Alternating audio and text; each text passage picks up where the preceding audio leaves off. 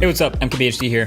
Okay, so I'm in the last stages of my MacBook Pro review. A lot of you have been asking where it is. I'm not rushing it. It is not early, so sorry about that. But my final bits of testing include editing a full MKBHD video shot in Red Code RAW on the 16-inch M1 Max MacBook Pro. That's this video. So if you're seeing this, then that means at some point I got through that whole process. So hopefully that went well. If it didn't go well, then check my Twitter because that's probably where I was complaining about how things went. Either way, that's next up. Until then, these are the most popular headphones on earth. These are AirPods. So the newest update you're looking at here is AirPods 3. They were a quieter announcement at last month's Apple event, but they're $179. And honestly, the story with these is, well, there's quite a bit of new stuff, but also the competitive landscape for earbuds has been heating up for years, and there have never been more high-quality alternatives to AirPods than there are right now. So the new AirPods 3 design basically looks just like a set of AirPods Pro, but without the silicon tips, like someone chopped them off. It's the one-size-fits-all hard tip from the AirPods of the past, and this is simultaneously its biggest advantage and its biggest downside for people like me. See, the shape is just slightly adjusted from previous hard-tipped AirPods. You can see it's more of a wedge shape where it goes into your ear. It's a slightly bigger opening at the end, and it's a bit more of a larger bulb. But basically the idea is that it's pretty close to the common ear, and it just pops in and sits there no problem. At least it's supposed to for most people, but for me, again, it's not the best fit. The left one happens to stay in pretty well, but then the right one's constantly feeling like it's slowly sliding out of my ear, and eventually it just falls out if I'm not constantly adjusting it. So it's pretty annoying, clearly not for me, and for that reason, I still prefer silicon tips instead of hard plastic. I am super jealous of all you people who just grab AirPods and just put them in your ears and they just stay forever and just run around. I'm not one of those people. Oh well, but I did test these for a little bit, and there are some other new things aside from just the new design. So there's the controls on the stem now on both sides like AirPods Pro. You pretty quickly get used to squeezing it to play and pause. You can double tap to go to the next song, etc. There's no noise cancellation in these, but you can see the mesh cutout on the back and around all the mics all around this thing for adaptive EQ. It passes through some of the sound from the outside, mainly to feel a bit more open than some other earbuds. They are sweat and water resistant now, so if you want to work out in them, you might have already done it, but they'll officially be fine now. And also if you walk around in the rain, no problem. And there's also a new horizontal case. Looks just like the AirPods Pro case, but it's a little bit smaller. And for the first time, the case is also officially IPX4 water resistant. So like they might have survived water in the past, but it's officially official now. Still lightning at the bottom, unfortunately, but this new case is now improved. It'll still do wireless charging, but it's also now MagSafe compatible, which just means it'll snap onto the iPhone's MagSafe charging puck, and it holds pretty well there too. This MagSafe wireless charging case isn't unique to AirPods 3 though, by the way. They quietly also updated the AirPods Pro case to also snap onto the magnets, but they didn't also update it for water resistance. So, small difference. What would have been even cooler is if you could trickle charge them via the Qi charging on the back of the iPhone. Since they're both Qi charging, it would have been the sickest like little ecosystem plug. They could have called it reverse MagSafe charging, but they don't talk to each other like that. It needs some extra hardware to reverse wireless charge. iPhones don't have that, so that's not a real feature in this product like it is with some other phones and their earbuds. Now, if you decide to grab the sexiest case on earth, the D-brand Icons case, or pretty much any other AirPods case, no magnetic snapping, but yes, wireless charging does still work if you're wondering. I'll have a link below to this case if you want to protect your headphones. And make sure you get an AirPods 3 case specifically because, like I said, AirPods Pro cases are slightly different dimensions. They won't quite fit.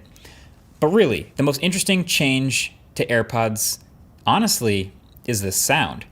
They have and I can't believe I'm saying this, a perfectly respectable sound now. So it's legitimately very improved. I've trashed on AirPods in the past, as you guys have probably remembered, for how weak they sound, how tinny they've been. These AirPods, when they're sat right in your ears, have much more body and bass frequencies now, and they get plenty loud as always, and they really do sound pretty solid. Now, the caveat is, one, there is no EQ built in like a lot of other headphones have, and two, these were meant to still be good basic everyday headphones. And so Apple has tuned them as such, meaning they've got to be usable for phone calls and podcasts, which have a lot of high focus on vocal frequencies, but also music listening in a variety of genres, and then also movie watching and everything in between. But one feature that sort of gets highlighted, at least every time Apple talks about these headphones, is spatial audio.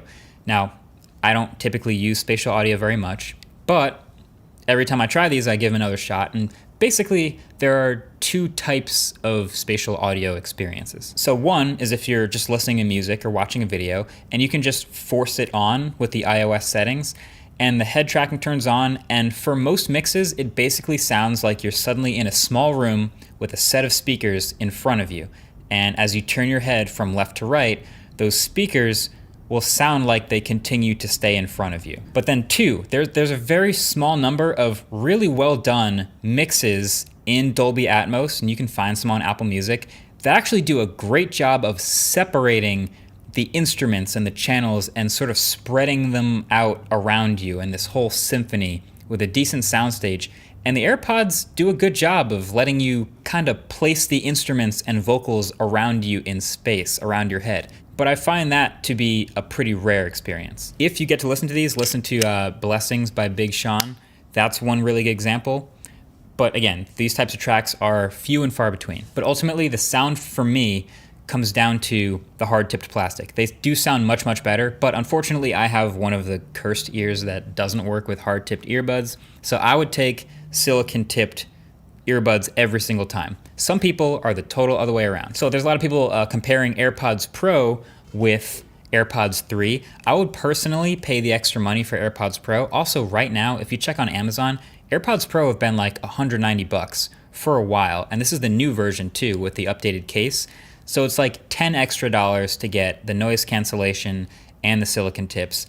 I'm picking that every single time, but for some people who don't care about that type of thing, this is what they'll pick. But that's really the summary for these headphones. They don't really do any one thing amazingly, meaning they'll get beat in certain single categories, but they do everything you'd want headphones to do daily very well. They have a slightly longer but totally reasonable 6-hour battery life. They have an all-around good tune that's not adjustable.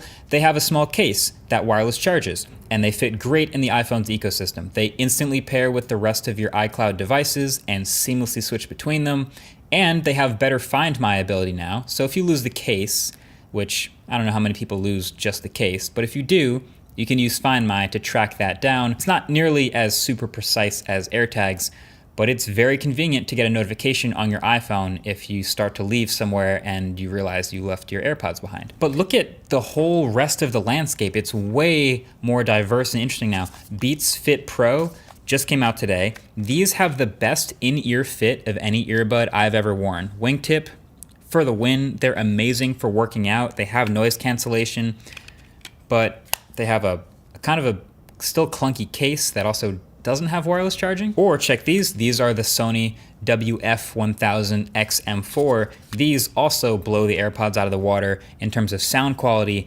But if you've ever worn these, I mean, they're much bigger and don't really sit in the ear as comfortably, and you wouldn't work out in these, and they're $250, so they're in a different price category. There's also the Nothing earbuds that I reviewed, which have a better battery life, but also a pretty big case that does wireless charge, and it's a more interesting, distinctive design, especially with the buds that I really like, but they don't fit as well in the iOS ecosystem. And then there's also Samsung's Buds 2, which have a lot of the same stuff and wireless charging, but you get the idea. There's a lot out there. So AirPods are meant to sit right in the middle of the road. Like they don't do any of the things amazingly in any one category, but they do everything pretty well, and that's what makes them so easy to recommend. It's also, they came out right before the holiday season, like they know I'm probably gonna end up getting these as a gift for some people. They're incredibly popular for that exact reason. But here's a fun fact. AirPods, if you just cut off AirPods from Apple and just made it its own separate company, AirPods Inc., that company would be worth about $175 billion.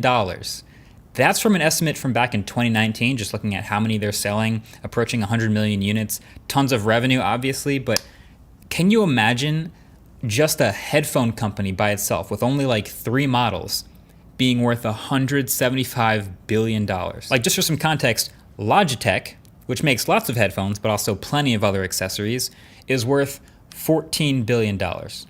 Sony, which makes headphones, but a ton of other stuff, they make movies, they make the PlayStation, they make phones and cameras.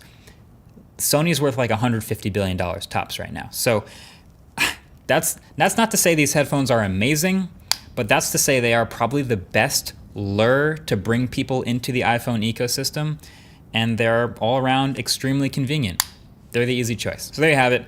Thanks for watching. Hopefully the MacBook Pro isn't exploding exporting this video. Catch you guys soon with that review. But until the next one, it's Techvember. That doesn't roll off the tongue as well. See you guys in the next video. Peace.